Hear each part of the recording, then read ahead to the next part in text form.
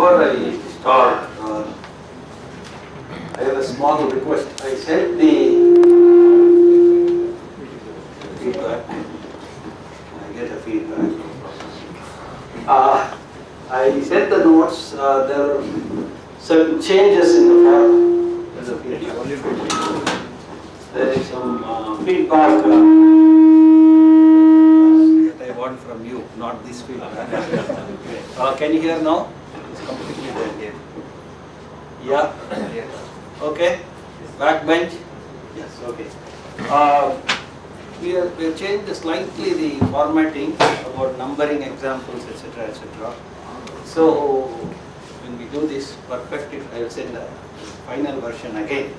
But when doing this, I also found there are quite a few typographical errors which I have skipped, which I have corrected. And I am sure there are many more that have been skipped. So, anybody who notices an error of any sort, typographical, conceptual, examples may be wrong, statements may be wrong, you find something wrong there, please bring it to the attention of one of us, either me or Prasad and Sundaram, Arvind Sundaram, who are doing the teching business. So, he is SP at EE, he is Arvind at CGPL. Okay? And of course, you know mine. One of us, you inform if you find some typographical errors or any other error, so that we can correct it at the initial stage itself. Has everybody received the notes? One person sent me a mail saying that the PDF file was damaged. I like the language that's being used these days. And so I sent it anyway. There is further damage that has been done to this file. The final damaged version of it.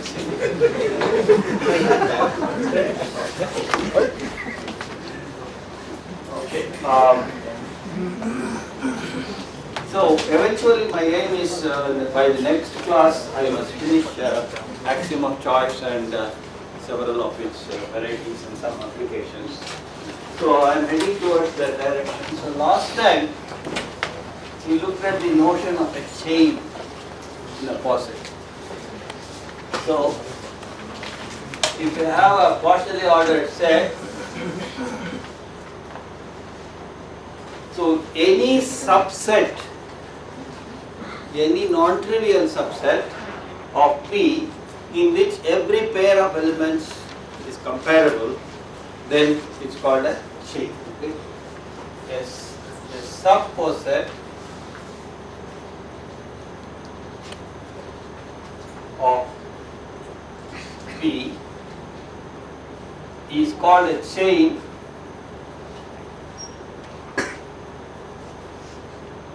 if for every AB in C, either A is less than or equal to. I will read this as less than or equal to, so though relate or P is related. If any pair of elements are comparable, then it is called a chain. Okay, so I want to make a few comments. Remarks.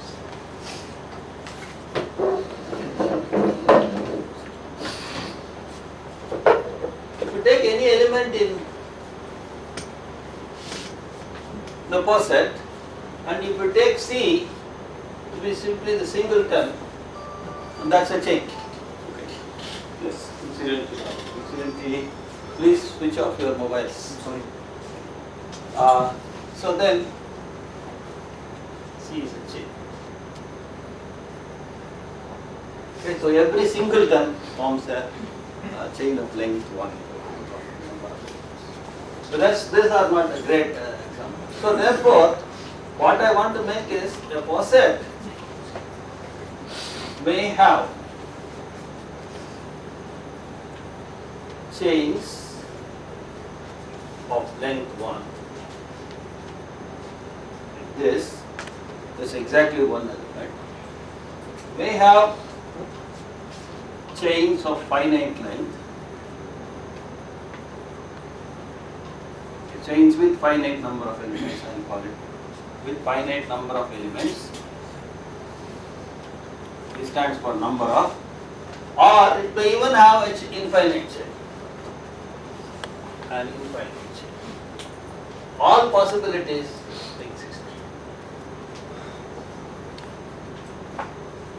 You can have a chain with only one element, you can have a chain with finite number of elements, you may possibly have a chain with infinite number of elements. So at least one thing is guaranteed, that there will be a chain of length 1 in any opposite. The remark 2 is that if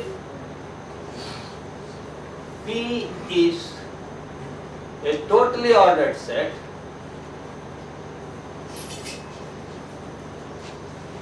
then every pair of elements in P is comparable. Therefore, P itself becomes a chain. Then P is a chain.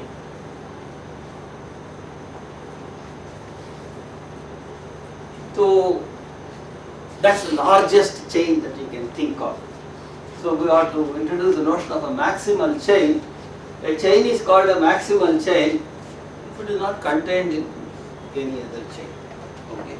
So a chain C is called a maximal chain if there exists no chain C prime such that C is strictly contained in C prime. So it cannot be put as a part of a bigger chain. Then it is called. This does not mean what? But this is the largest chain. There will be somebody else who is also of equally strong length or whatever it is. What it says is you can't go and embed it in another bigger chain. You can't add another link to that chain. That's all. You can't just add one more link and make it still a chain. The chain will break. Okay. That's the optimal we have reached. You will see that in many constructions in analysis, some sort of maximal things is what we will be looking for. Maximal chains, maximal elements, maximal linearly independent sets, etc. Maximal extensions. These are all looking for these maximal things. Always this maximal will be with respect to some kind of a partial order. Okay. And I will come back to this notion of maximal in more detail later. Not later, very shortly. So therefore, with that, this is a maximal chain. If P is a totally ordered set, then P is a maximal chain because you can't put it anymore. All the elements have been. So therefore, what does that? 2A. P. If P is a totally ordered set, then it is a maximal chain.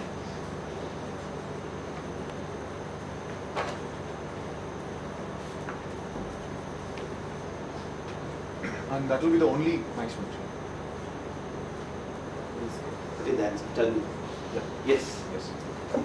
Because you can't. Everybody else is contained in him. If you take any chain, Yeah. you can always embed him into him. He is contained in a bigger chain.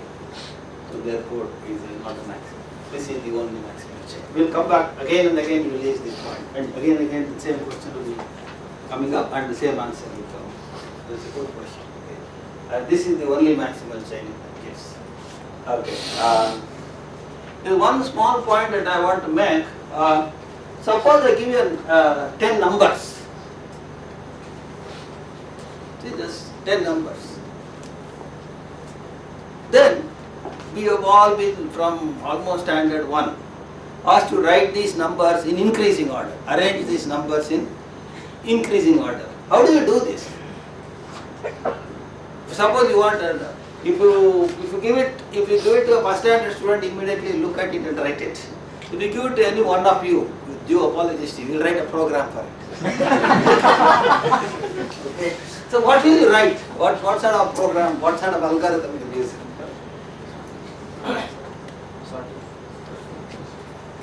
Yeah. Sorting algorithm. Sorting algorithm. See, essentially, the child already has known how to sort. So what roughly you do when you have finite number of such things is, I take the first two fellows. It's just like finding the minimum of a set. I find the first two fellows, I can compare them because it's check. Take the smaller one, drop the other fellow. Compare him with the third fellow. Then drop the bigger fellow and keep the minimal. So you go on, after a finite number of steps, you would have picked a fellow who is smaller than everybody. Put him first. Then repeat it for the, do the bootstrap operation, the remaining set. Find the next smaller fellow, find the next smaller. That's what we first standard we do mentally. Okay? Put the next smaller fellow, next smaller fellow. So that's exactly what we can do with a finite chain. If you have a finite chain, since any two elements are comparable, we can exactly adopt the same procedure and arrange the elements in a increasing sequence. So, for if C equal to A1, A2, An is a finite chain, then the elements can be arranged in an increasing sequence.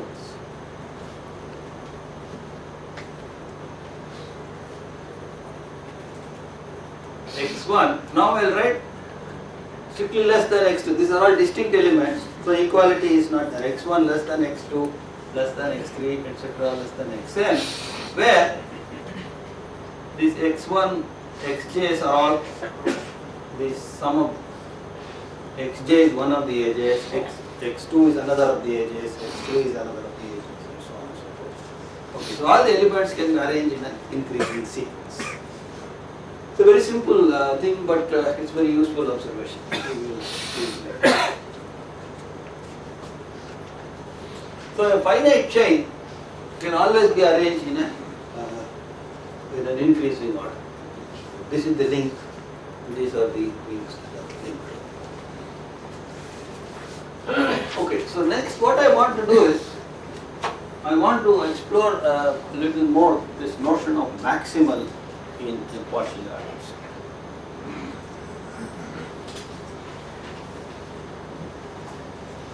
So we'll first define the notion of maximal and minimal elements.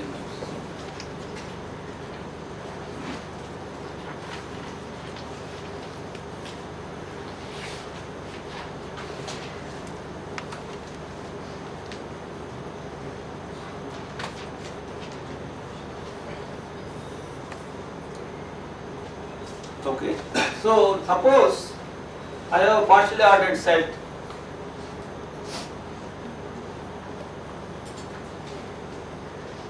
then an element M belonging to P is called a maximal element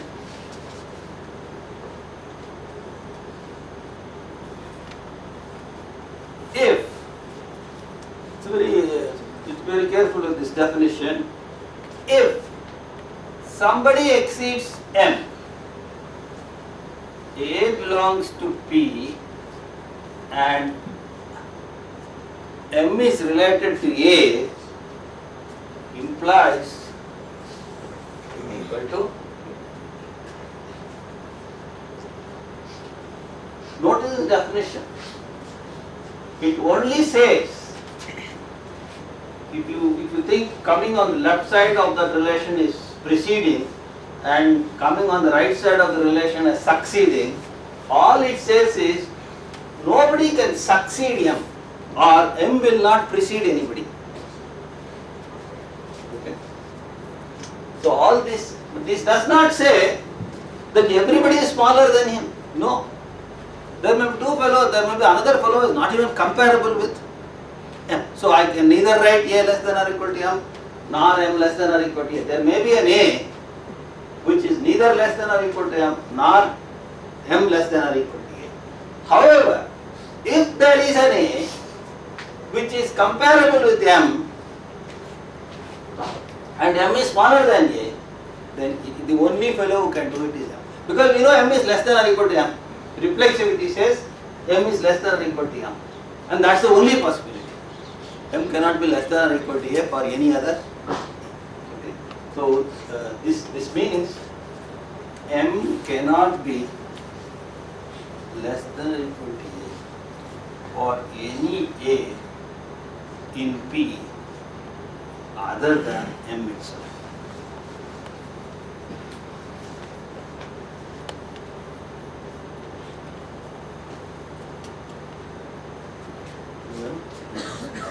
That's what is meant by a maximal element.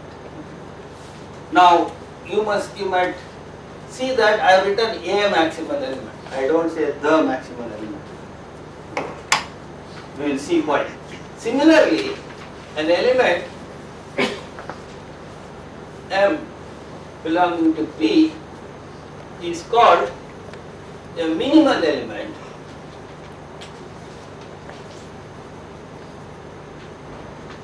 if what?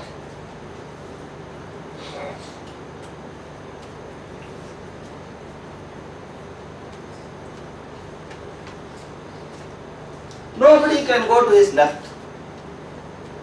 Okay. That is, A cannot be less than or equal to M for any A in P other than M itself. Same definition.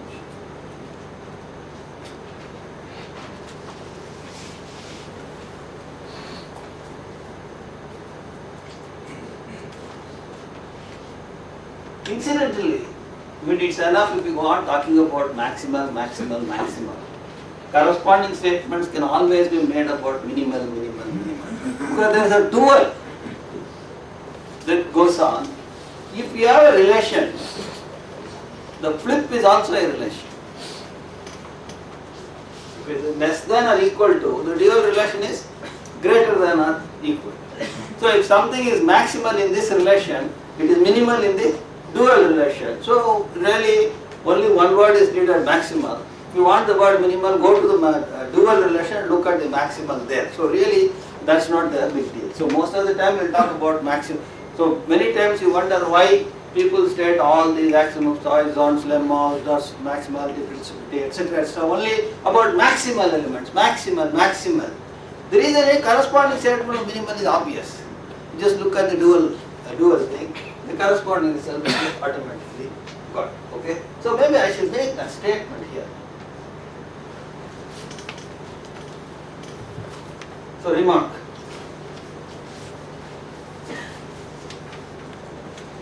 If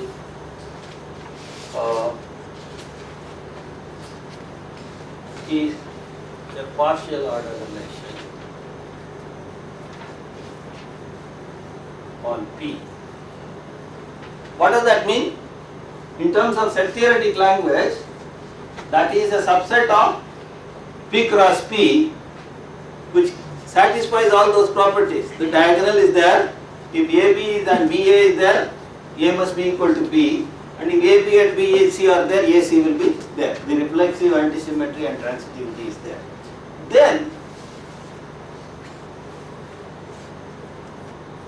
defined as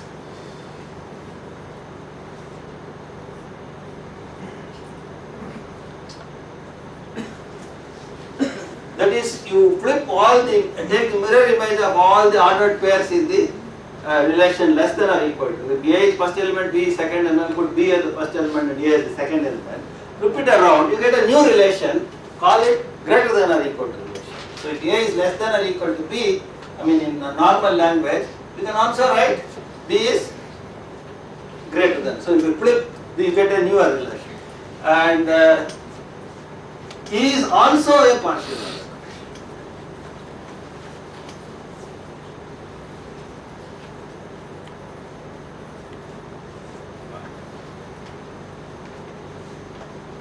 Therefore, if M is a maximal element in this relation, it will be a minimal element in this relation. With a minimal relation in this, minimal element in this relation, it will be a maximal element in this relation. So, I will simply write that as this. These are dual to each other. Maximal becomes minimal, minimal becomes maximal, and so on.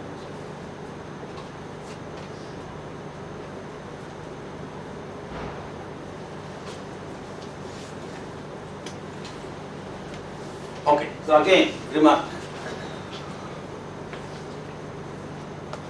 A poset one may have no one finite infinite number of maximal or minimal elements. All possibilities could be there. There may be posets in which there are no maximal elements. There may be posets in which there is exactly one. There may be those with which there are finite number of them. There may be those in which there are infinite number of them. So there may be different situations like this. Okay? So there may not be any. So that is why all the first is. You want to make sure that there is at least one maximal element. In many of your construction, you are looking for is what you are looking for is a maximal element. I will digress from what I had planned. So I will say what it means. Now supposing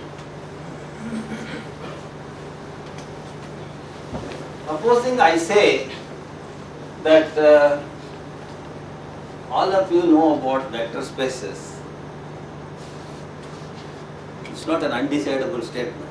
It's a decidable statement. Very quickly you can decide. All you have to do is throw in a couple of questions about vector spaces. You will know immediately the answer. But let us assume that we know that little bit about vector spaces. Okay? So, what is the simplest vector space that you know?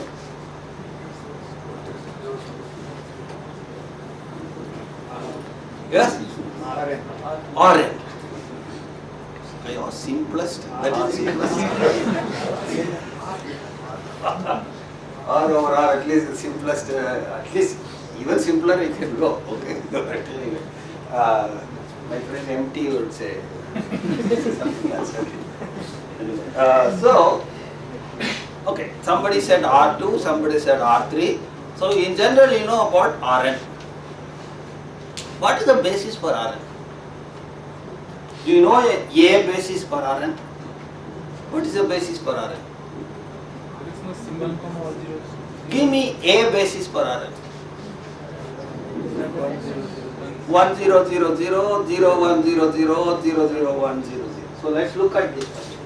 So let's take the vector space Rn.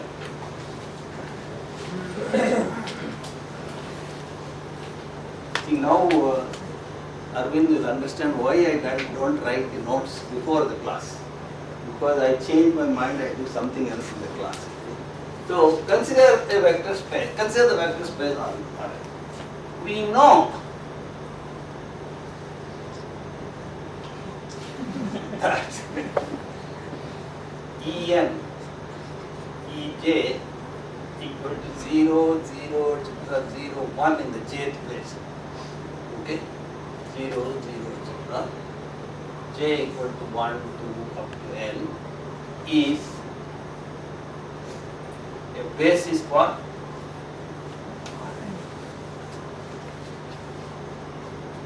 okay?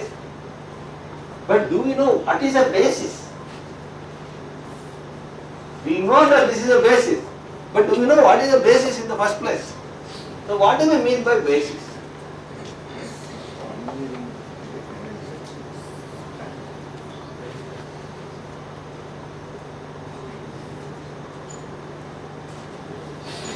Yes? Linear combinations of linearly independent set which spans. Linearly independent spanning set. Okay, some answer was I heard. I am going to write. Linear. I am going to write what you say. Okay.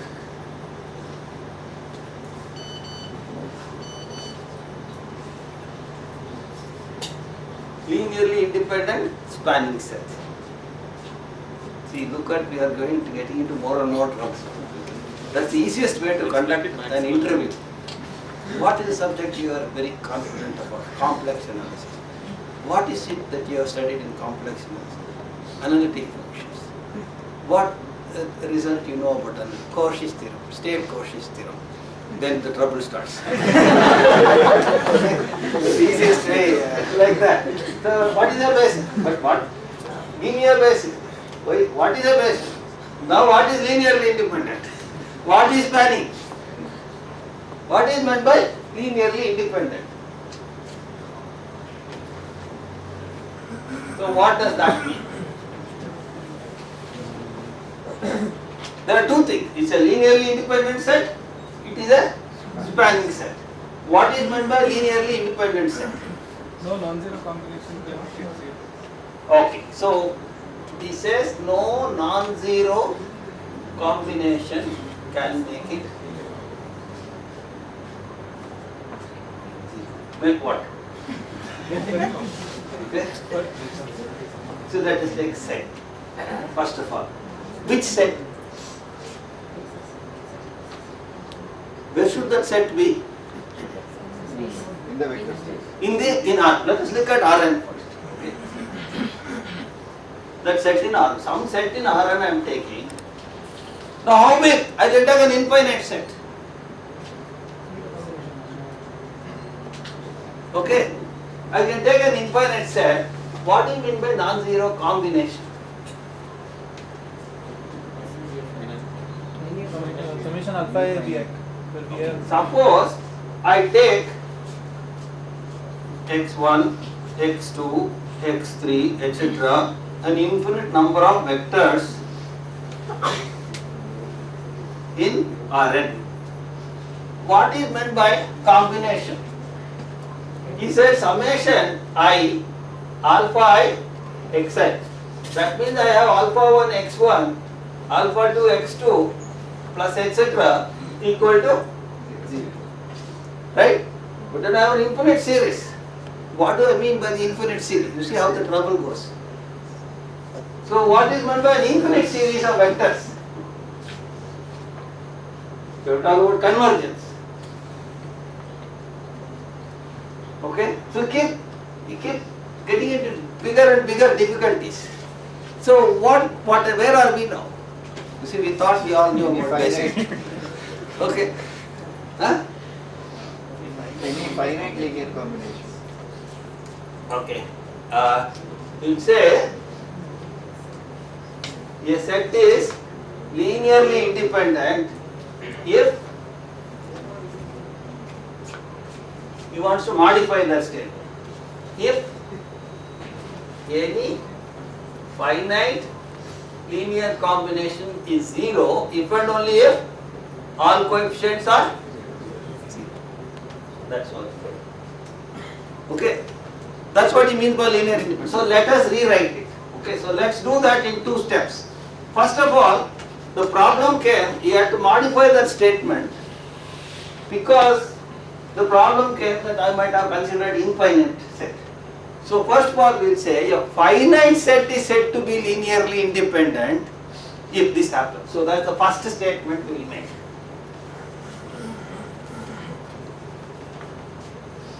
A finite set is said to be, when I said finite set in Rn, okay, is said to be linearly independent. Let us say x1, x2, xk is said to be linearly independent if alpha 1 x1, alpha 2 x2 plus alpha k xk is 0. This is the vector 0, not the number 0. 0 if and only if alpha 1 equal to alpha 2 equal to alpha k equal to the number 0. These alpha 1, alpha 2, alpha k are numbers.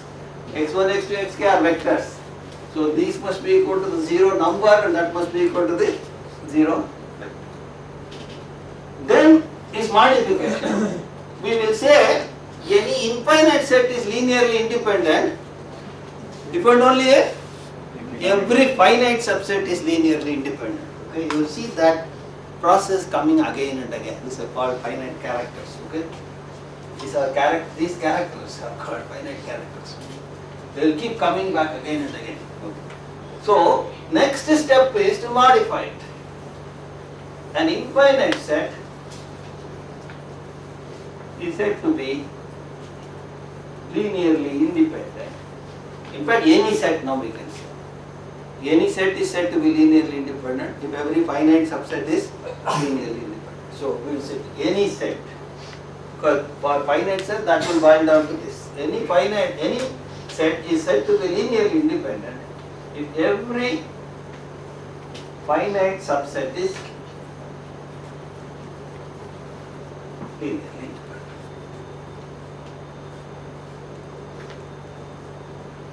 So we have taken care of this. What is known as spanning set? Any element in given vector space is a linear combination of Finite. Huh? finite. So he is going to make that statement. A set should be finite or infinite. S is said to be a spanning set if for every vector x there corresponds a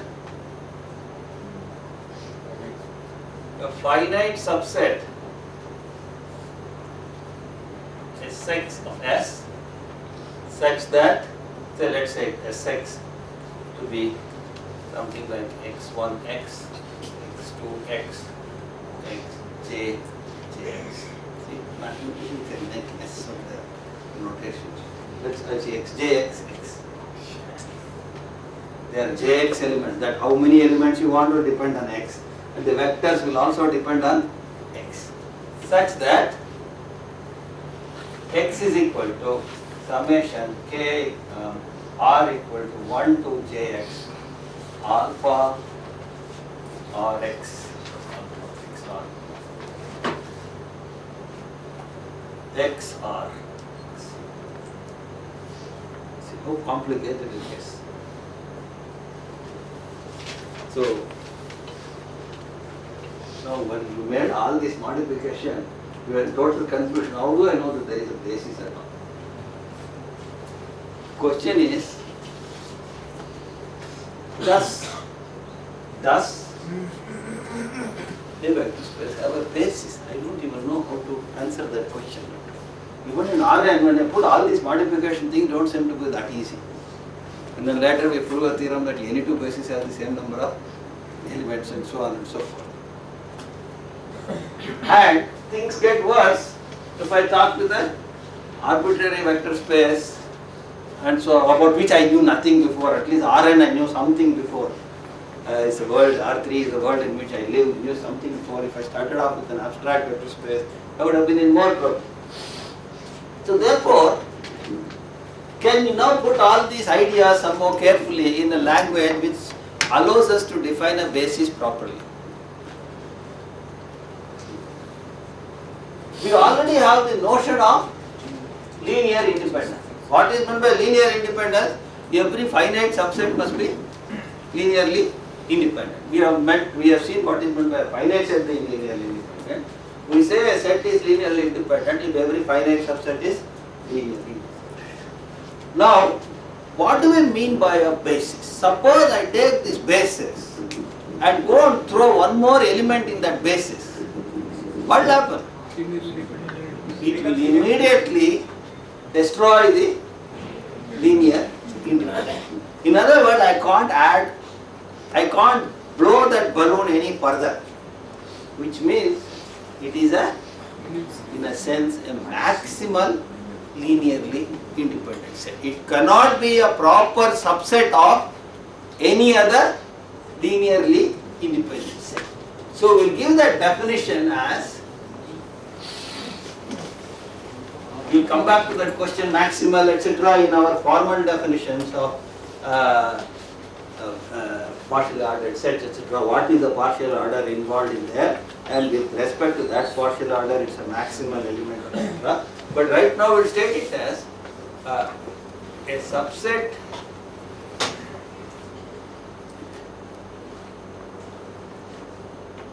subset S of a vector space. Now I can say it in general. Vector space is called a basis if one, it is linear independent, two, it is maximal linear. That is, it cannot be a proper subset of any other linearly independent set.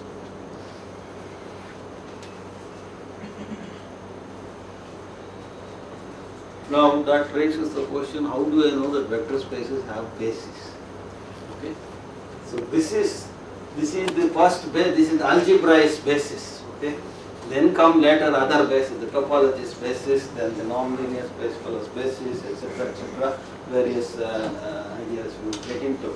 But right now, this is the algebraic basis. Because we avoided infinite series. Okay, no topology, no convergence ideas are brought in. So basic question that is, does every vector space have a basis?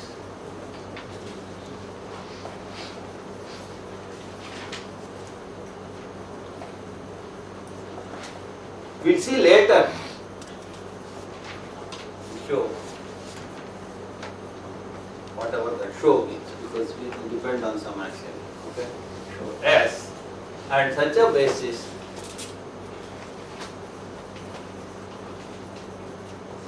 is called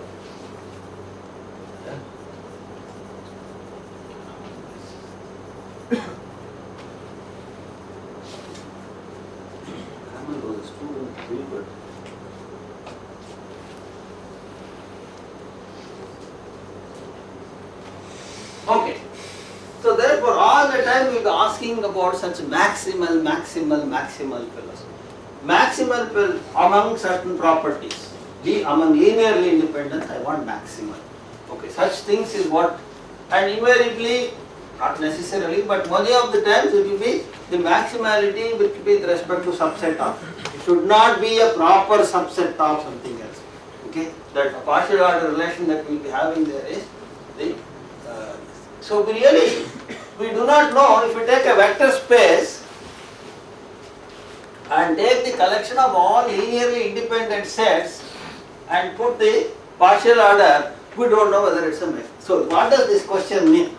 This question means, so let V be a vector space.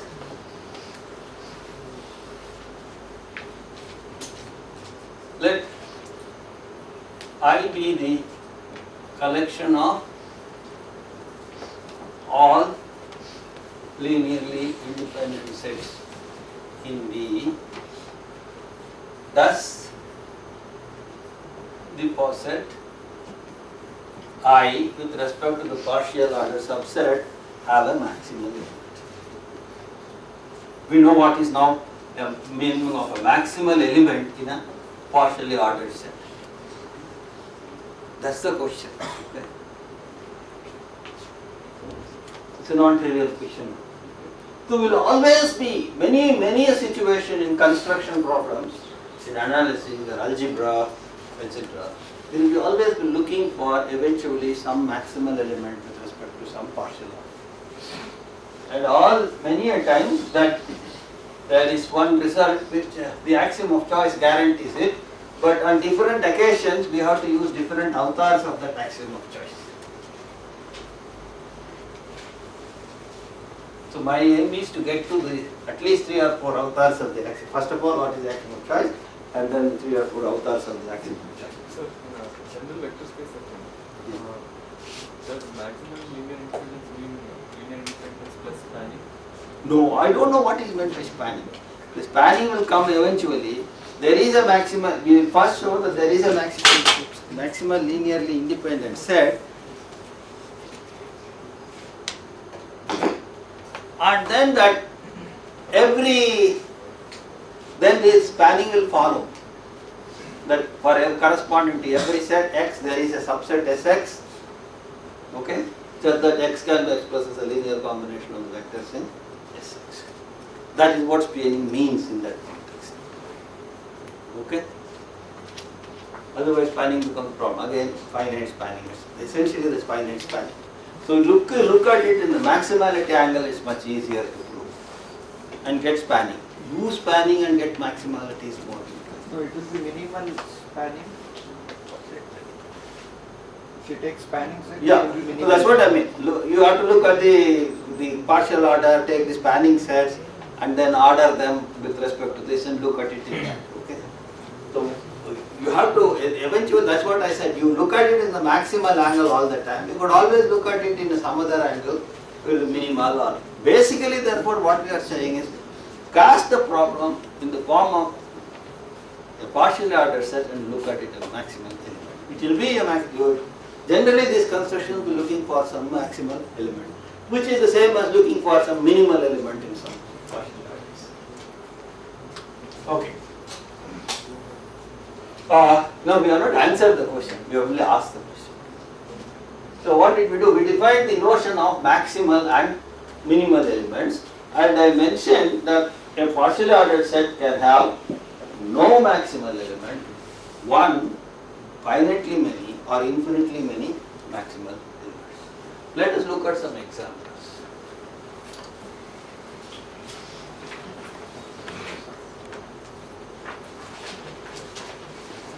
Let us look at, first of all, the integers with divisibility relation. Okay, the partial order divisibility. Let us look at whether we can find any maximal elements.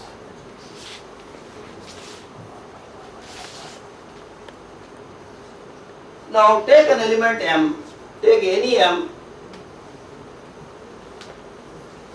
belonging to n. Can it be a maximal? Can it be a maximal element? Now we have to go back to the definition. When will it be a maximal element? So m is a maximal element if and only if what? M is not succeeded by anybody. That means m does not divide x for any x in n other than. Is this true? Certainly not. M divides 2m. M divides 3m, m divides 4m. For no. Okay. There is no such m since every m divides 2m. So there is no maximal element. Therefore, no maximal element.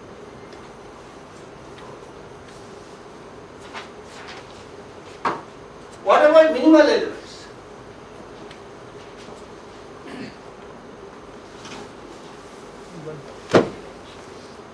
Clearly, m is minimal but only if x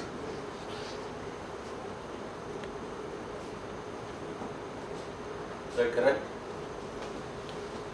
Yeah. Somebody goes below him, he must be. What is that number? What is m? 1.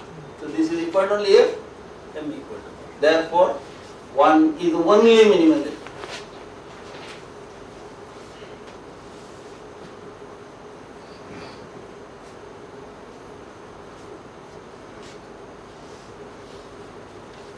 Because if you take any other fellow, 1 goes before him. 1 divides him, so he cannot be minimal. Right. So that's the first simple example. So this set has no maximal element and exactly one minimal element. Let me try to slightly distort it. Let us take, let's remove that 1 from integer. So I am taking from 2, 3, 4, 5, etc. Now look at the poset, same divisibility poset, it's a subposet of the original poset. Now if we look at this subposet, what about maximal element? same story, same argument, no max element. Now let's look at minimal element. M, x divides M if and only if x equal to M. What sort of M's are there? All prime. So M if and only if M is a prime. So all the prime numbers, by dropping that one fellow, the subset has picked up an infinite number of minimal elements. Okay, so now there are the primes are precisely the minimal elements.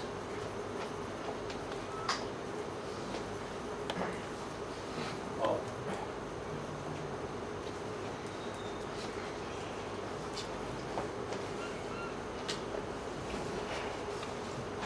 Okay, now I'll give you another example before I see it.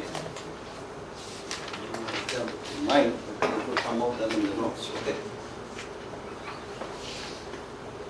Because I digressed with the vector space. Let's look at the following example. Recall what I said last time.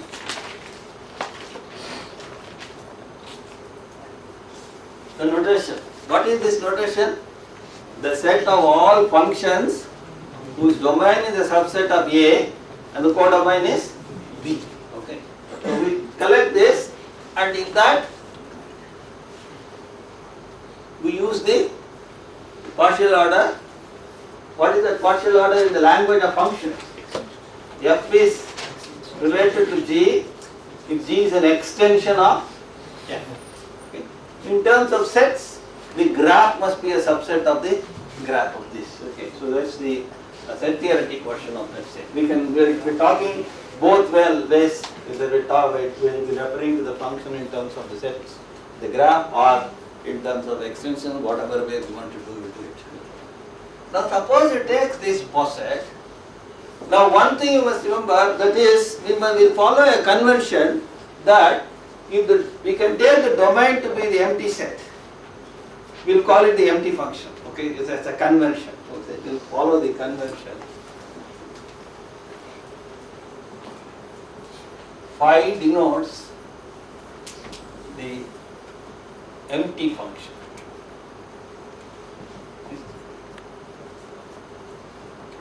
Whose domain is the empty set.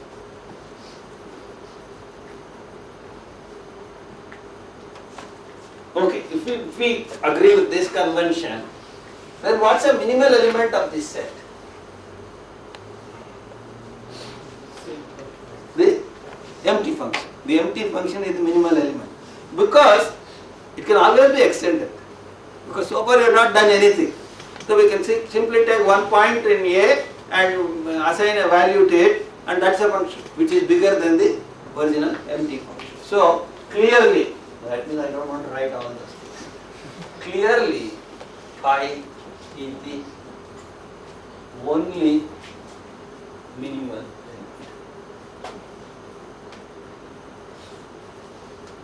Now what about the maximal element? All functions will be there. Okay, this is an answer. All functions which are defined on all of A are the maximal elements.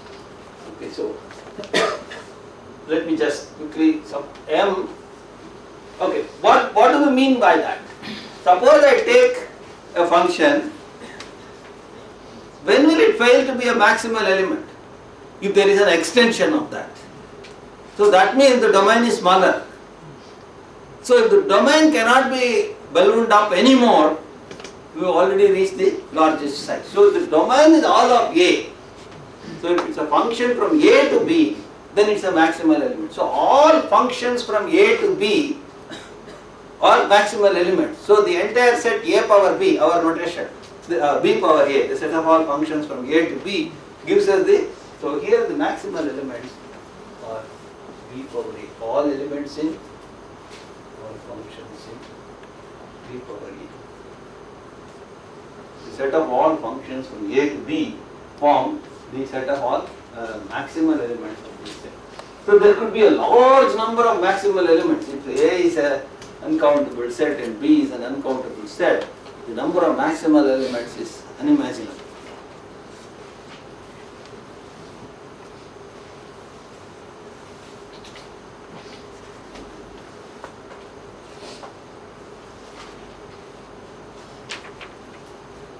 Similarly, look at the 1-1 function, set of all 1-1 functions, F naught equal to F over F naught. Alright, so that's, I think I'll restrict the examples to that. I have to have one or two more notions. I'll very quickly go through them, which is very simple. The next is what is known as first and last element.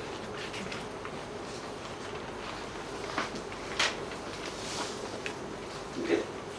So if you have F in a partially ordered set, is called first element if everybody comes after it. For every A in P, F is related.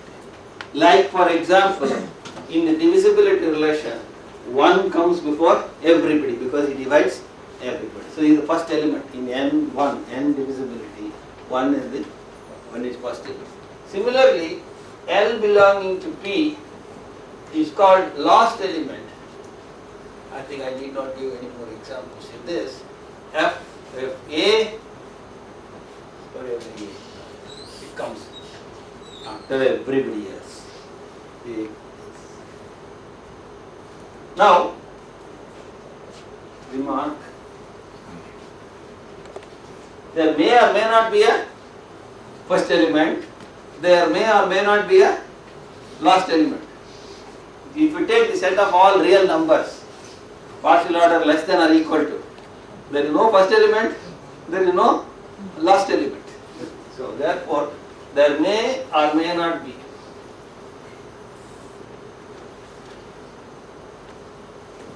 a first element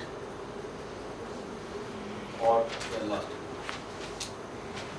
But if there is a first element, it is unique. But if there is a first element, it is unique. So we can call at a time the first element. You can from now on call it as the first element. Why is this so? Because if F1 and F, we know there exists a first element. Suppose there are two.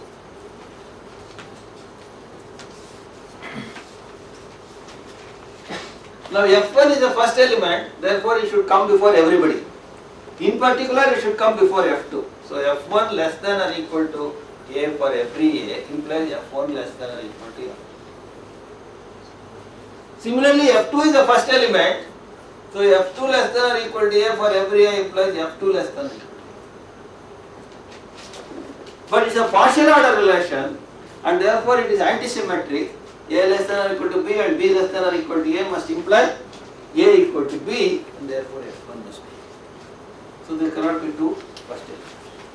So if it exists, I don't know whether it exists, but if it does, there must be only one. Analogously, if there is a last element, it must be if there is a last element. It is.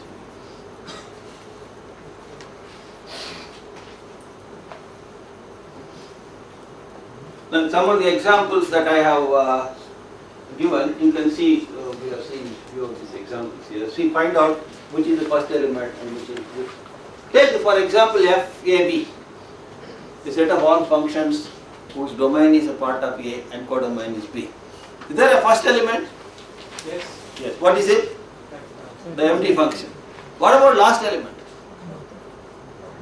No, it is not there. There is no last element.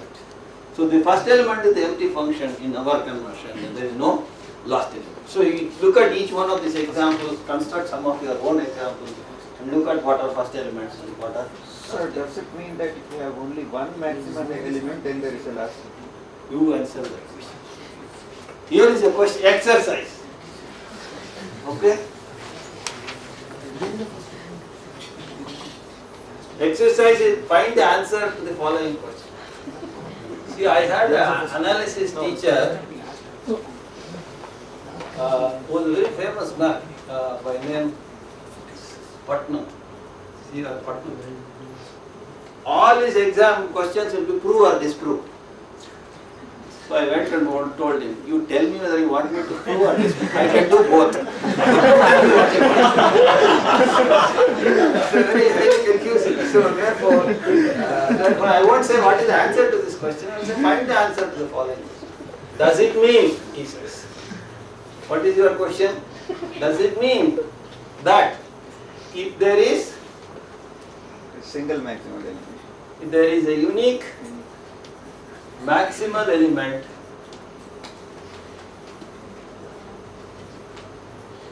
it is the last element? The answer is no. You see, prove or disprove. Somebody has disproved. Is there anybody who wants to prove? How do you word this? Okay, the answer is no, he says. I am neither going to say yes or no for this. Now, would you like to reword this so that the answer becomes yes? You want to reword that question so that the answer becomes yes. And if that maximal element is comparable to all elements. Can you reword that question? There are two words there, the maximal element and last element.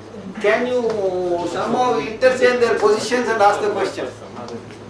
If there exists a last element, is it a unique maximal?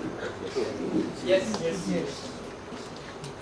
So if the question had been asked correctly, my answer yes is correct. Only the question was wrong. My answer is right. But I had a colleague, incidentally, I won't mention the name.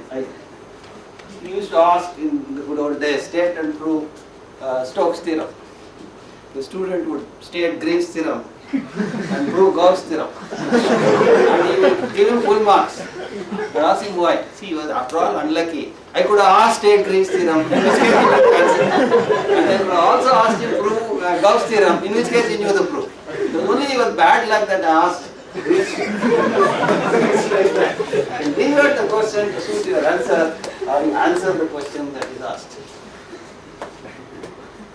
So the famous quote from Tukey: it is better to find an approximate solution to an exact problem than an exact solution to an approximate problem. So it's better to find a correct approximate answer to a correct question than a correct answer to an approximate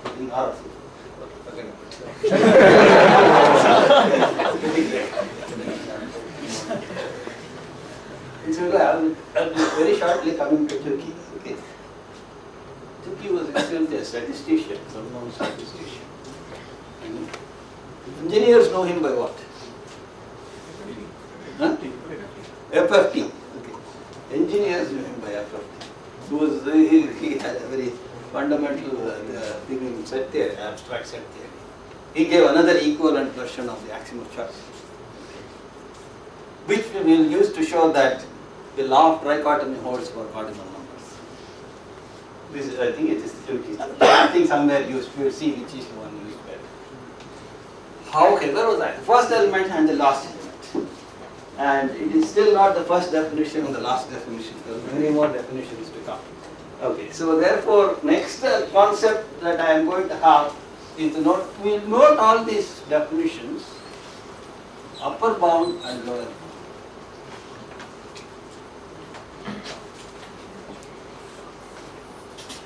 We will specialize all these things again back to real numbers. So I have a partially ordered set.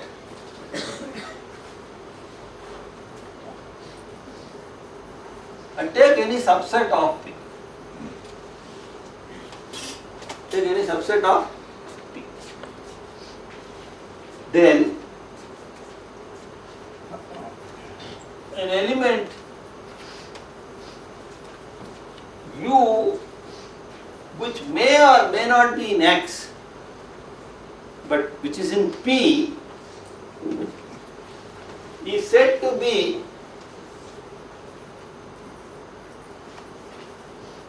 an upper bound for the set subset X if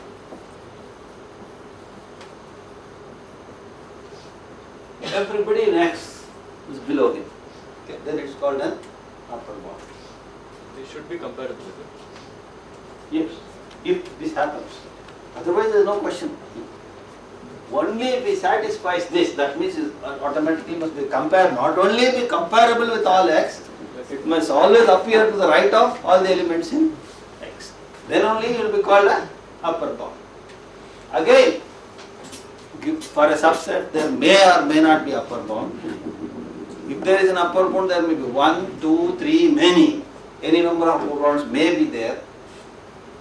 In particular, if U is an upper bound for X and U1 belongs to P is such that U is smaller than U1, then U1 is also an upper bound.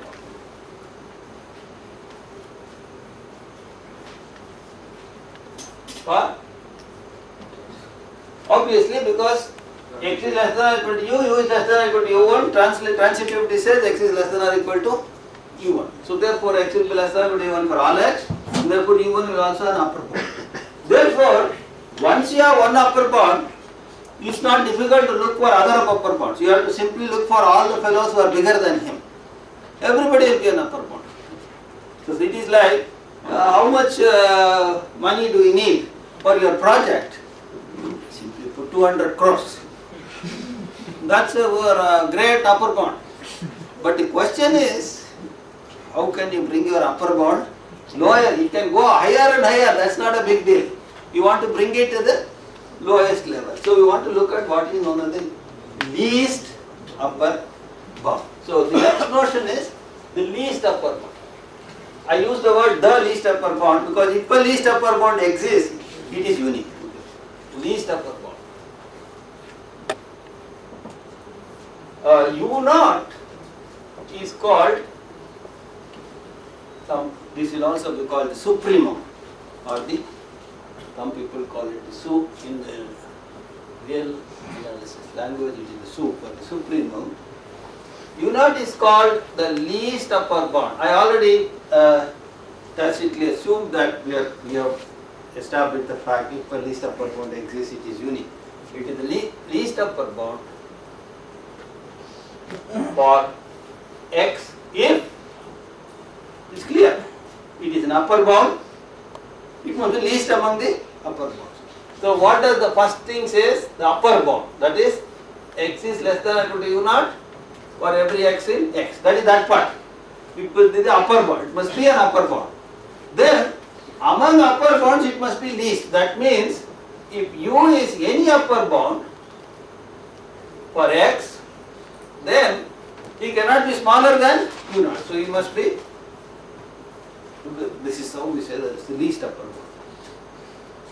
It already assumes, again, there is a built-in assumption that all upper bounds are comparable, must be comparable to talk about least upper bound. There are upper bounds, there may be more than upper bounds, all upper bounds are comparable, then you can look at the least. In other words, the upper bounds must form a chain. Otherwise you can't talk about the least upper bound. There are certain subtleties there, we will not get into that. But the general idea is that we call something a least upper bound if it is an upper bound, it is comparable with all upper bounds and all upper bounds are above it. Okay. Then it is called the least upper bound. What is the analogous version? Lower bound and greatest lower bound. So lower bound, let's call it as L0. L if L is less than or equal to X for every X in X, then it's called a lower bound. What is the greatest lower bound? GLB. L naught, if 1, it must be a lower bound and it must be the greater among all lower bounds. If L is any lower bound, then L naught. Among the lower bounds, all lower bounds are comparable and L naught must be the higher of the lower. Then I call it the greatest lower. That sometimes the greatest lower bound is called the infimum and the least upper bound is called the supremum.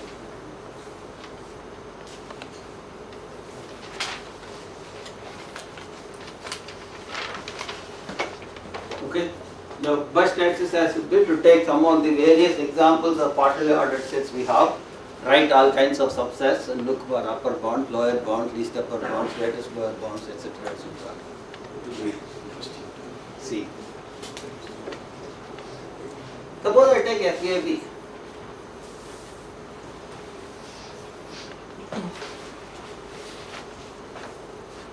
And take any x. What can you say about upper bound? Will it have an upper bound?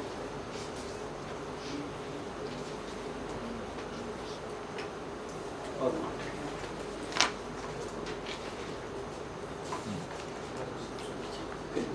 Similarly, so take such examples that I have given already and look in those places, in those partially ordered sets. I am not going to answer yes or no. Depends on the domain of X. So exercise. Okay. So therefore, see what sort of x's will have upper bound, what sort of x's will not have upper bound, etc. If you want to probe that further, look at all the examples that we had already about partially ordered set. Look at some standard decent subsets and see what results you get for upper bounds and lower bounds. Okay. Now the almost the last of the definitions, no, not last of the definitions, last of the notions that I will need eventually to get into discuss with that. The next idea I am going to look at is the notion of well-ordered sets. So we had partially ordered sets, then we had totally ordered sets, now we are going to talk about well-ordered sets.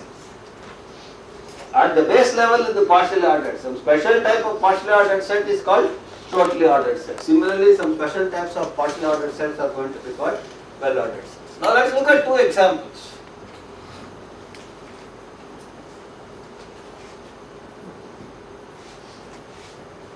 Both are partially ordered sets.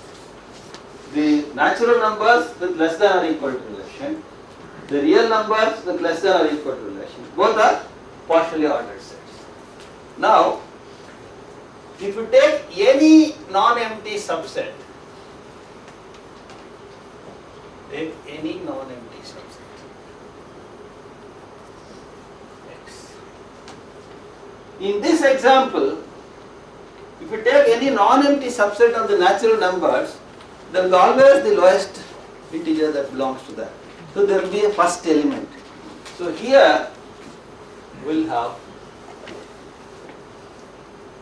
first element. Basically, getting into the notion of transfinite induction. Okay, I'll come to that. That's another way of looking at all these pillars. So eventually, I want to build up the transfinite induction, the axiom of choice, the zone's lemma, the two-keys lemma, the maximality principle, and several others. So all the terminologies I want to have. And all these are useful in eventually finding maximal elements. But if you take the real numbers, you can't say that. Because for example, if you take the open interval 0, 1, what is the first element? If you take half, then 1/3 goes below it. If you take 1/3, 1/4 goes. So there is nothing like, if you take any element, here there is always one fellow who goes to the left of it. So no element can be a minimal element. So nobody can lie to the left of everybody else. If you want to have a first element, he must lie to the left of everybody else. But if you take any fellow, there is always another fellow who is to his left. Therefore, there is no first element. So need not. But if I take, then left close, then that will be. So need not have.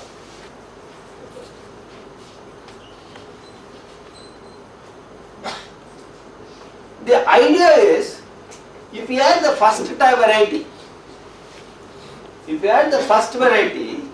where every subset has, every non-empty subset has the first element, there is a way of ordering it.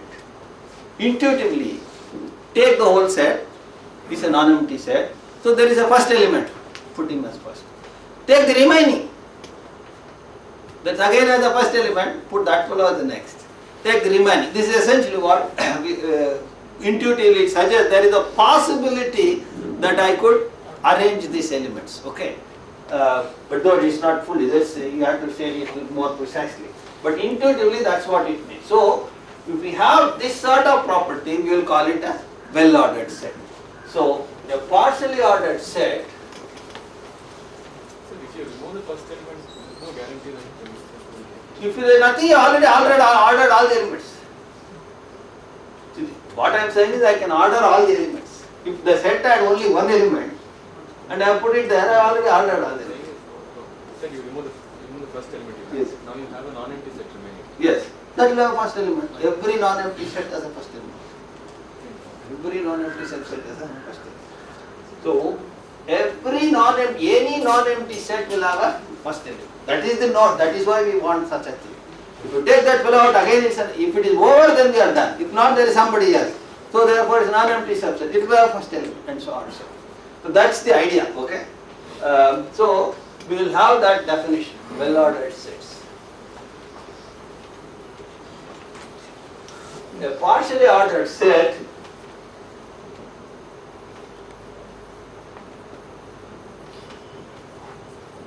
is called a well-ordered set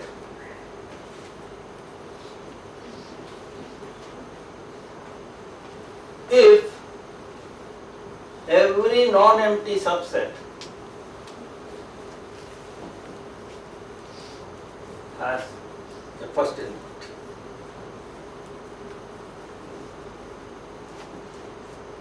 In that case, that ordering is called a well-ordering. Okay? Then we say it's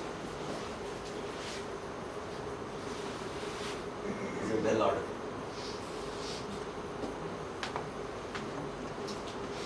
If you look at this is a well-ordered set. We'll call it O set.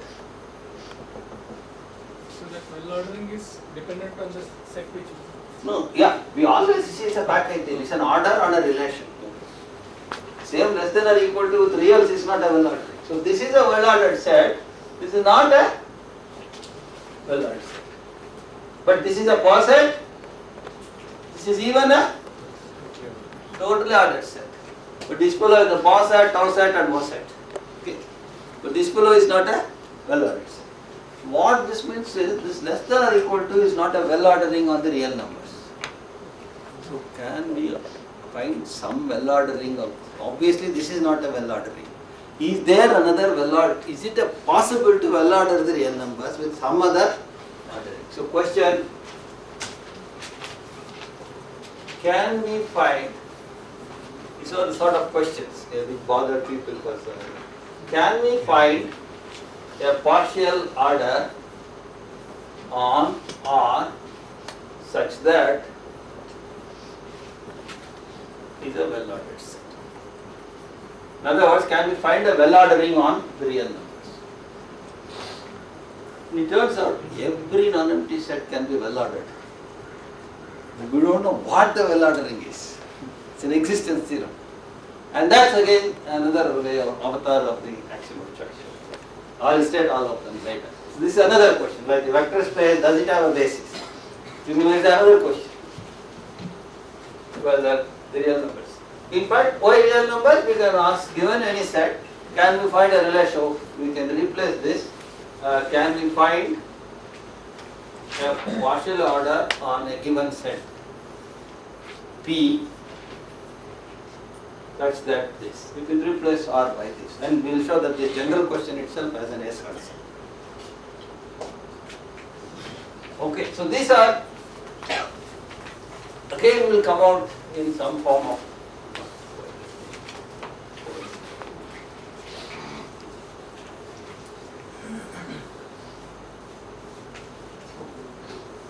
okay, are all these terminologies clear? Okay. So now we are ready to make our move towards all these things.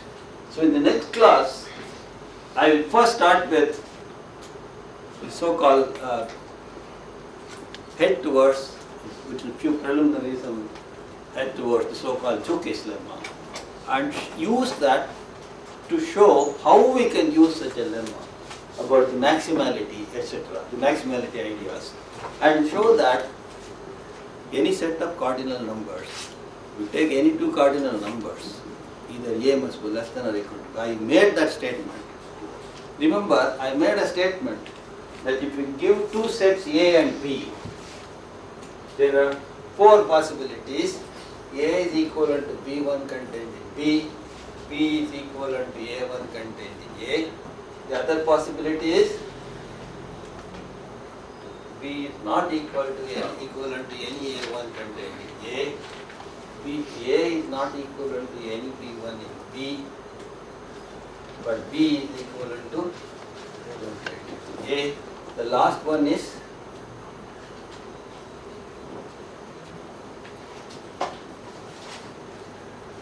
okay. This means Schroeder-Bernstein theorem. This means